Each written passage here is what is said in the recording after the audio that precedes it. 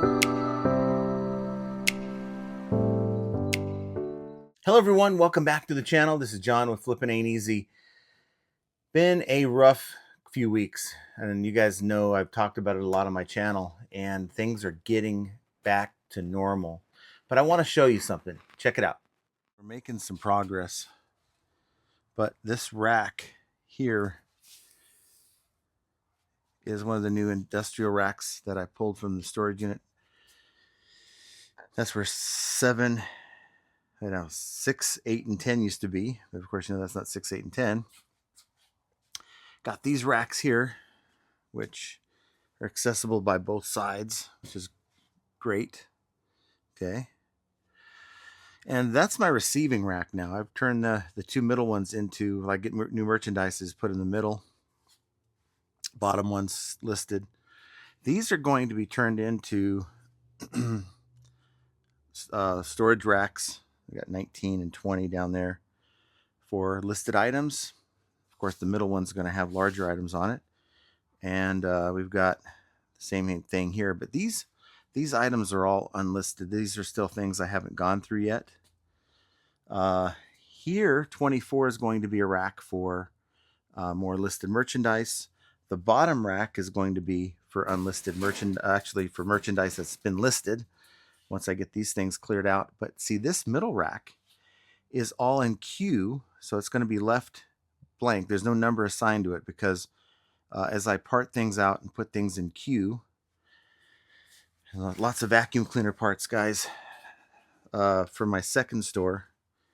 As you can see, there's quite a few parts here that I parted out, and we just have a lot. Okay, so that's helped me accomplish some things. Here's more listed stuff, right? More listed stuff there. Okay, good stuff here. More listed stuff there. And this will be, instead of a storage rack for unlisted stuff, it's going to be, eventually, I got to clean out things like personal stuff, and most of the car parts are going to go here. Okay, so that's kind of what we have. But I want to show you guys something. I don't know if you can see this, but I'll go down to, this is our trash. And this is all the stuff that we are having picked up tomorrow. And this is all the remnants of those vacuums and other electronics that we just weren't able to make work. So that's what we have going on, and we have that every 2 weeks. And so things are starting to shape up. It's looking a lot better in here. And I just thought, like, that's unlisted stuff that needs to get up, so I gotta get that out of the way. But I just thought I would give you guys sort of an idea of what my current situation is shaping up to be. But I gotta tell you, it wasn't like this. It wasn't like this just an hour ago. It was a hot mess. So what do you guys think?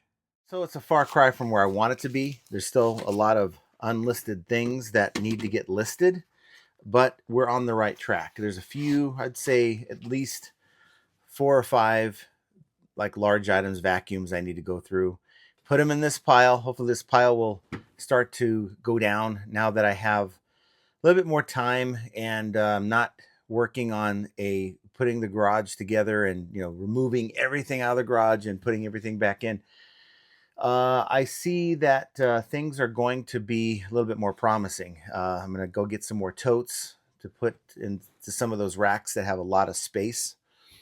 Maybe have like 2 or 3 totes in each one of those for the smaller items. We still get a lot of smaller items, so, but it's about maximizing space. And in my case, it's about fixing, and I've talked about this before, but I think this is a kind of an important topic. So let's talk about it. Fixing leaks in your reselling game. Now, I've got a lot of leaks. You guys know that I've had problems. I've encountered issues. I've tried to handle and take on issues. But I think that every problem you can identify within your business is what is called a potential leak. And when I say leak, it's, you're losing time, you're losing money. Money is time, right? So for me, identifying what those leaks are, and know your strengths and your weaknesses. So if you're not very strong in a certain area, that could be a leak. But just for me, as an example, the organization that I had up to this very moment was um, amateur at best. I'll just put it that way. Now, I don't know what you guys think about my new layout. Like to hear it down below. Maximizing my space is pretty much was my goal, and I think I was able to achieve that. Yes, I still got a mess here, but it's a manageable mess. I can work around it. Eventually, some of these tubs in the middle of this little walk space is going to be either listed, or I had a big tub of adapters, put them away underneath my workstation.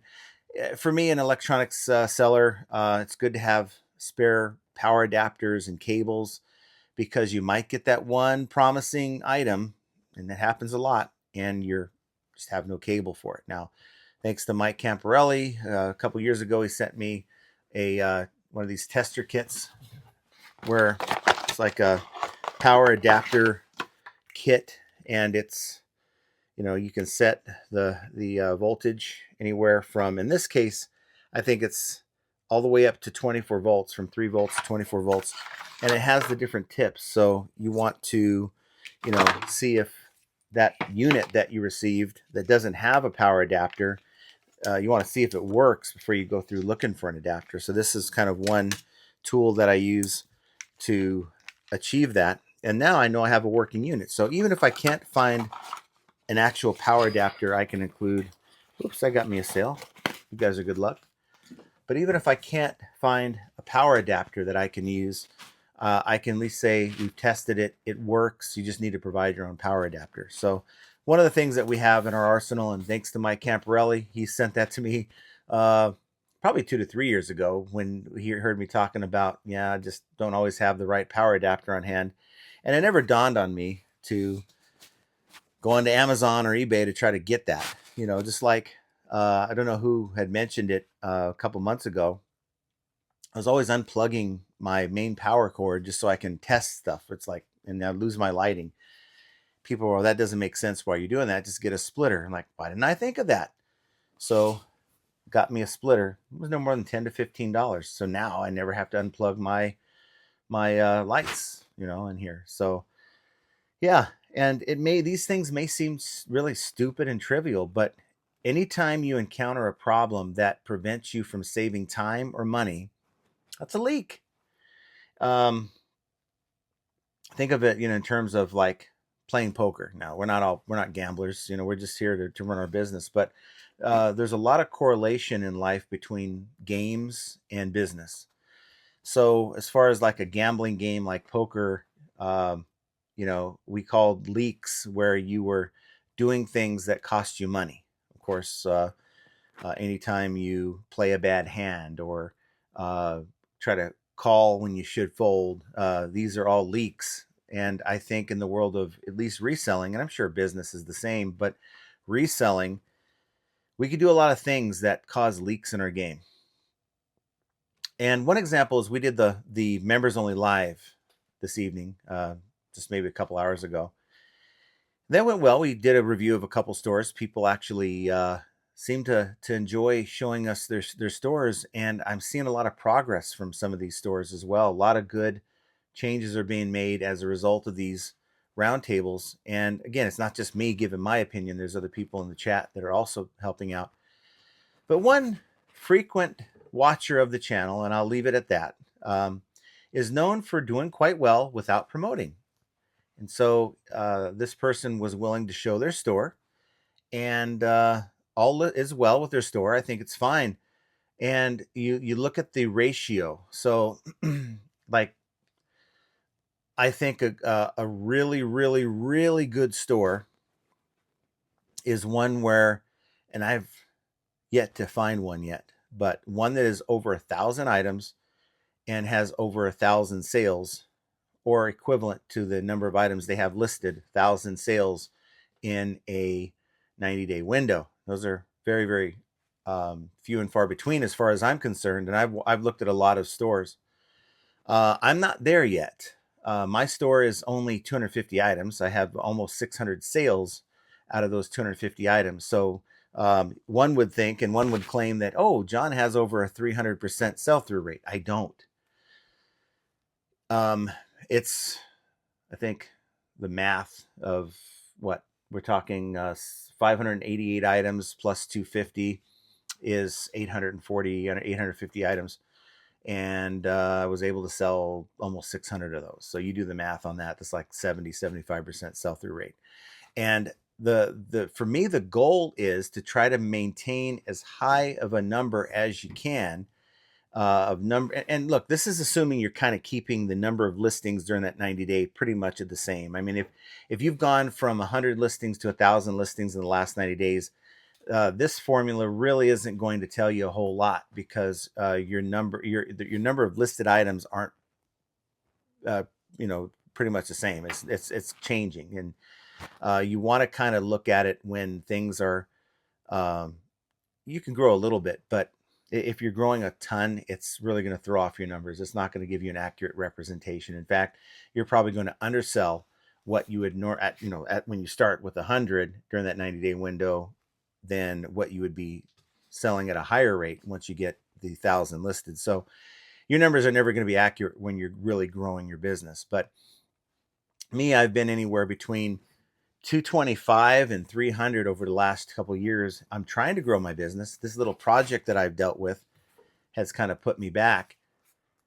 But all the while, the last 3 years since I made these changes to my account, I've been well over in sales what I've had listed.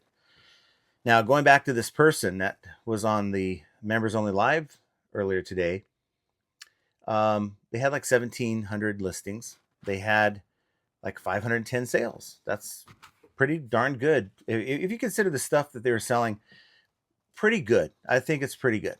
For the record, I think it's pretty good. But I think there's some leaks there, and quite manageable leaks too. Something that if you're an everything seller, right? And I'm an everything seller, I kind of throw a blanket on it. This is just kind of what I do. For the most part, I'm promoting everything. And I'm sure that in many cases, in some items, I don't even need to promote. But I'm of the mindset, well, if it's working, don't fix it. If I source low enough to cover the extra expense in the promoted listing rates, then I'm going to keep doing it. Like, for example, I listed an item earlier today. Cost me $3.45. Yeah, $3.45. It's not a yard sale item, obviously, but that's what I'm all in on this item. And I had it listed for, I think, $89.99 or something like that. They used my markdowns. My markdown sale took 10% off of that. My coupon in the listing took 10% off of that. And they sold 2 hours after I listed it. And it said after shipping was applied to the order, there's only $14 shipping. Your net proceeds, this is what eBay said, your net proceeds are $62. So I still had to fork out the shipping on that. So I would make about $46, $47 on a $3.45 item. Now, one could argue, man, you paid eBay a good $22 on that sale. And the mindset is, wow, I want that $22. eBay shouldn't be taking that $22. That's a lot. If you consider they're getting 22 and you're getting only 46, 47, and then you pick out the $3.45. But how many people here would gladly, someone came to your door right now on an item that you picked up for $4, would sell it for just under $50? I think almost everyone would, right? That's kind of how I look at it. I look at not what eBay's getting. I look at what am I getting in the return. And, the fact that I can buy low, it gives me a chance to do the 10% markdown sale. It gives me the opportunity to do the 10% coupon. And if I wanted to, if that item had sat for long enough, I could entertain offers. So I don't really turn on the offers when I first list it. I wait until that item's been listed 30 days and then I start getting more aggressive. Higher promoted rate, turn on the offers received from buyers. And that's kind of how I roll. And look, if I'm doing that well, now look, I'm thinking about trying to scale it from 250 to maybe 500. But all the while, I'm using as many tools as eBay provides. Not all of them. I'm not using Promoted Listings Advanced because we've tried that. It doesn't seem to work for what I'm selling. Not offsite ads either. But I throw a blanket at my promoted rates. Now, going back to the individual who shared their store, they don't promote at all. But in their store, they have a combination, a lot of different things, a lot of cool things, a lot of things that are maybe what I call for unicorn buyers, meaning that you're waiting for that one buyer, and it may take you a day, it may take you 6 months to a year. You're not going to promote those items. Okay. If you have a one of a kind, one off item, nobody else is selling it, you have no competition. Keyword, it's always been about competition. You have no competition, then there's no reason in the world to promote those kind of items. But in the same store, you have clothing. And we all know, if we look up a striped polo shirt, and I got this fly flying around me, by the way, so I'm just going to have to deal with it. If you have a striped polo shirt and you list that thing, you are up against thousands of other striped polo shirts. If you have shoes, you're going to be tennis shoes. You're going to be up against thousands upon thousands of other sellers selling similar shoes. And just on the eBay platform, listing that item on face value without any promoted listing help, yeah, there's a good chance that over time you'll find a buyer, right? But there's also a very good chance you won't. And the only way to speed up that process and to have a better chance of making the sale is on high competition items like clothing. You should be promoting, even if it's 3%. And I'd say 3%. I would never start at 2%. That's where everyone promotes, where they're reluctant to even use promoted listings, but they do it kind of just like, I guess I'll promote 3%, guys. And I'm not suggesting that eBay raised that bar either. I'm saying that we should all try to be a little bit ahead of our competition, find ways to be ahead of our competition. So, you may have 1,000, you may have 2,000 items or more in your store, but it behooves you to have an idea of what you're up against if you're going to sell an item. If you're just blindly listing items without any idea of what your competition is, then that's a leak. I promise you, there's businesses out there that sell things. They know what their competition's selling these items for. They know who their competition is on a lot of these items. And that's when they know to run sales. That's when they know to lower prices. That's when they know to raise prices. Your brick and mortar retail stores. So why should you be any different? The only difference is you don't have a brick and mortar, but you do have competition. And the idea that we're being oblivious as if these people don't exist, I think is selling ourselves short, and it's causing a leak in our business. And that may mean that you're taking all this time. What happens when you have a leak in your house? You got to take time to fix the leak, right? You can't just ignore the leak and hope it goes away. Now you can, I guess. And I guess if you are okay with, let's say you have a leak outside of your house and it's just drip, drip, drip, drip, but it's not leaking inside your house, you're probably spending a little bit more money on water every month, but it's not bothering you. You can deal with it. So if you are happy with the income you're making, the idea of going into 1,000+ listings to search for each item to see what your competition is so you can adjust with promoted listings accordingly. If that's a little bit too much, then it is, but you're going to have to be okay with that leak. But if the idea that you do have the potential, and this particular person, I think they have nothing but great potential. They are very, very well versed in reselling. I'm very confident that you can fix these leaks once you identify them and take action on them. So going back to my example here, okay, had I not, I kind of I kind of accidentally stumbled into this leak. Okay. Uh, you guys know I was running into a space crunch. I had a couple racks here. I had that main rack there. I had some shoddy racks here on the side. And I had a little bit of room here in the middle that I really wasn't using other than to just pile up crap. And I was getting worried that um, I'm running out of space, either for incoming stuff to list or stuff to places to put my stuff once I list it. And so I thought, let's get that storage unit. We've been talking about it. This might be a way to expand. Let's throw money at it. Let's do the storage unit thing. And because Q4 is a problem for me historically to get the same level of merchandise, I can kind of stock up on stuff, pallets of stuff during the year. And then here we go to Q4 and I'm good. I don't need to worry about if I run low on the good stuff. Well, the problem is that I only had to make a few trips to the storage unit all year.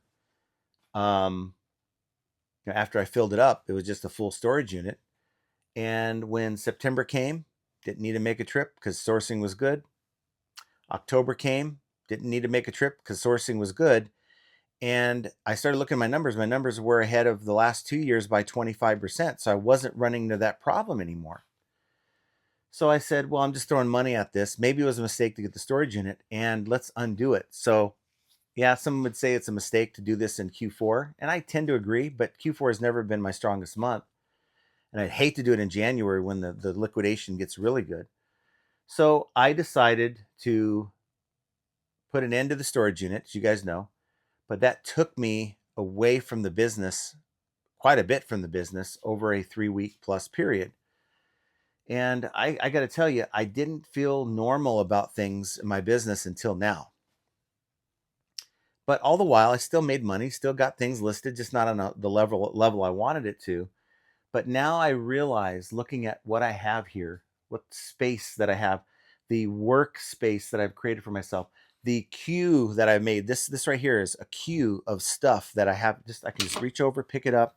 Believe it or not, people lose these. I don't know how you can lose a damn handle on a vacuum cleaner. I have it marked as to what it is, model number, and the brand. Just throw that right there. Get my phone out, take some photos. Boom, boom, boom. Find the comps, add the photos, like sell similar. Throw it in my draft so I can finish up in the office here once I get like 10 to 20 of them done. And I have stickers here where I can put my number, on that. Find a location out of one of these marked areas, maybe a bin or a place I put vacuum cleaner parts, probably 16 over here. And guess what?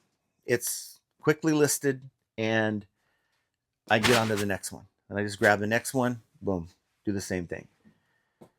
That is way more efficient than what I had before. Before, I had a pile that was overwhelming to me. And I think this is the thing. And maybe many people out there can't relate to me on this, but when you are looking at a pile, an unorganized mess, this is organized compared to what I had to deal with over the last 6 months of this parts pile, okay, that I allowed to accumulate, that I really never had time for because I did, but I didn't. The idea of me getting in there and just ripping parts out of these devices like I have here was a little bit overwhelming. And I guess this is where I kind of feel like maybe I'll lose people, because I think for me, sometimes I'm very motivated, but when I come across something that looks just daunting, it kind of freezes me. And I get paralyzed on, like, I don't even want to touch that. So I'll find something else to deal with. And tomorrow that item's still, or that problem's still there, or that mound of stuff is still there. So this project here has kind of forced me to address that. And I threw a lot of that stuff away, by the way. After I took the key parts and threw a lot of that stuff away. But yeah, I'm seeing, and this is just not anything. I have tubs of stuff down here. I've got other tubs back here, just full of things. And I literally have hundreds of items for my second store. Is it the best stuff? I don't think so. Will it sell for $10, $20, $30 a pop plus shipping? Yeah, it will. And for that, I'm going to put time. I think I'm going to dedicate a couple hours a day towards the second store. And that's that very listing process. It's going to be a quicker listing process than what I dedicate to the main store. And I'm going to play eBay's game. Okay, I'm going to, and I'm consistent on this. I promote. I just throw a blanket at it. And if I'm paying too much, then I'm paying too much. But I may temper down some of my promoted listing rates based on the listing quality report that says I'm like 3% higher than the top 10% of sales in that category. But you got to know that's an average. So I'm going to do what I can to maybe bring that down a little. Maybe I go to like 7 to 9 because I start at 8. I go 8 to 10. 10 is my max. If it's been listed for a month and I'm doing my end item sell similar, I throw it at 10, well, actually 10.1%. But I think I might go 7 to 9 and see what that does. Now, I don't care about this new change that's been implemented in January. I think there's a lot of people out there who kind of operated under the assumption that they're going to be charged every time for promoted listing sale. I knew that this wasn't happening. I knew that about 60% of the time I was getting hit with that, and 40% of the time I wasn't being charged that. And I kind of felt like I was skating. And I knew eBay's intention was to charge each and every one of us 100% of the time whatever our promoted rates were when we made a sale. But I knew many years ago that there is a loophole where they weren't doing that because of what was happening with the sort, the best match sort that was showing our listings twice and our organic listing before the sponsored listing. And thus, someone looking by price finds your item, buys the organic listing, doesn't see the sponsored. Well, you don't get a promoted listing fee. It's the way it works right now. Actually, I think they've changed that now to where it's just showing the organic listing on a sorted lowest to highest match search, not best match search, but the lowest to highest search. So, yeah, it's about fixing leaks, though, guys. It's about fixing your leaks. And I think through this change, I've learned that I can create space for myself. I can create a place that is going to continuously have stuff that's ready for me to list. And I have a place to put it all with plenty of room to spare for more stuff that will allow me to 2 to 3x the size of my store if I do it right. And if I can 2 to 3x the size of my store, I can increase what I'm making on eBay, because that's what the bottom line is. I don't do this for the fun of it. I do look at this as a challenge. And I wake up every morning and I decide to get out here and to make the best out of my business. I have an idea of a process that I follow. I get up, I pick the stuff that sold the previous day so Jenna can ship it. I do an end item, sell similar, or relist for the oldest 10% of each store. And once that's done, I get out here and I work the business. And that means I'm parting things out, taking things apart, then that's what it means. If it means that I'm listing, and lately I've been running out of things to sell or list on the main account. So I've been sort of listing more items on the secondary account, but thankfully my sales are only down during this whole process like 20-25%. I can live with that because it could have been worse. And my sales were down 20 to 25%, but yet they're still 20 to 25% higher than the last year at this time for the month of October, November, for the first half of Q4. And for me, that's a win, guys, because I wasn't expecting a whole lot going into this year for Q4. I really dreaded Q4, and I'm finding out that if I just make certain tweaks or fixes to the leaks in my game, then things will improve. Now, 2026 for me is the year of growth. Okay, was hinting at it this year, was kind of trying to do it this year, but I didn't have the infrastructure in place. I have it now, and so I'm going to give myself the rest of this month, December, to kind of get things still kind of tweaked a little bit. And January 1, we're going full bore, and we're going to make this thing work, and we're going to grow this thing. Okay, I'm not going to take shortcuts. I'm not going to cheat. I'm not going to lower my ASP if I can help it. I'm at $75 ASP for my main store. Okay, my secondary store is like $25-$30. I don't care about the secondary store. That's just a bonus. So if I make $300 one day on the main and I make $150 on the secondary, I've made $450, and I'm good with that on a slow day. So we'll see where we go, and hopefully you're here along with me for the ride. And with that, I want to thank you guys for being here. But before you go, do me a favor. I want to know, think about it for a second. Really think about it. Because look, nobody's perfect. I'm here to tell you about what I have going on. I'm not afraid to tell you what I think is a leak in my game. I'm sure I've got more than that, but that's just the one that's glaring. What is a leak in your game, in your reselling game, that maybe the biggest leak? What is the biggest thing that you can fix for 2026? Okay, so right now you should be focused on Q4, but thinking about what changes you would make. What is a change you'd make or a fix to your leak in 2026 that can help you improve? Because that's the whole reason why we're doing it. Don't make changes for the sake of making changes. Make changes that will help you do what you want to do with your business. And for me, I've now found a way to grow my business, and not to mention the shed that I have out back too. So I have that's about 3/4 of the way full, and I have that. So if I come across a large lot, say in a year or two from now, after I get through all this stuff that was in my storage unit, I'll have an option there, and I won't need to rely on a storage unit for quite some time. And that's a $250 a month expense I don't have to deal with. So again, put your comment down below. I want to know what your leak is. And if you enjoyed this video, hit the thumbs up, get your sale within the next 24 hours. Why not consider subscribing to the channel? Only, I think, like 38% of people who watch these videos actually, there's that stupid fly again. 38% of the people who actually watch these videos subscribe. So why don't you help me out? Getting close to 30,000. And if you can do me that favor, hit the subscribe button. I'd certainly appreciate it.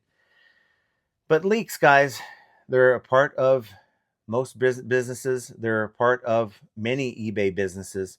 And it's yet another example of how flipping ain't easy. Want you guys to have an excellent rest of your day. And we will talk to you very soon. Take care.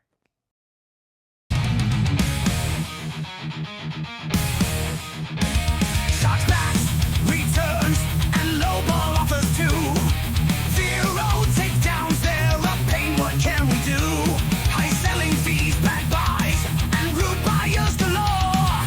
Flipping ain't easy, but we keep coming back for more.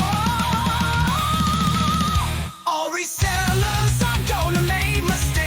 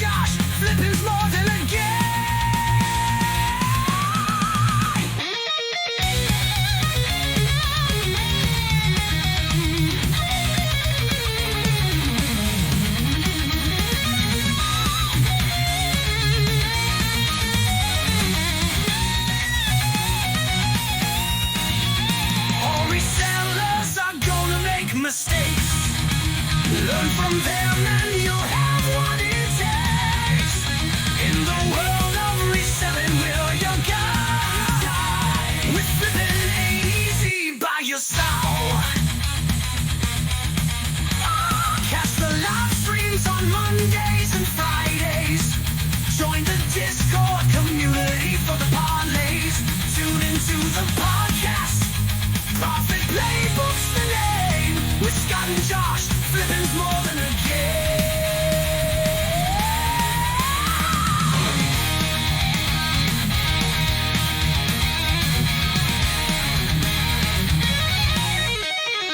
Catch the live streams on Mondays and Fridays.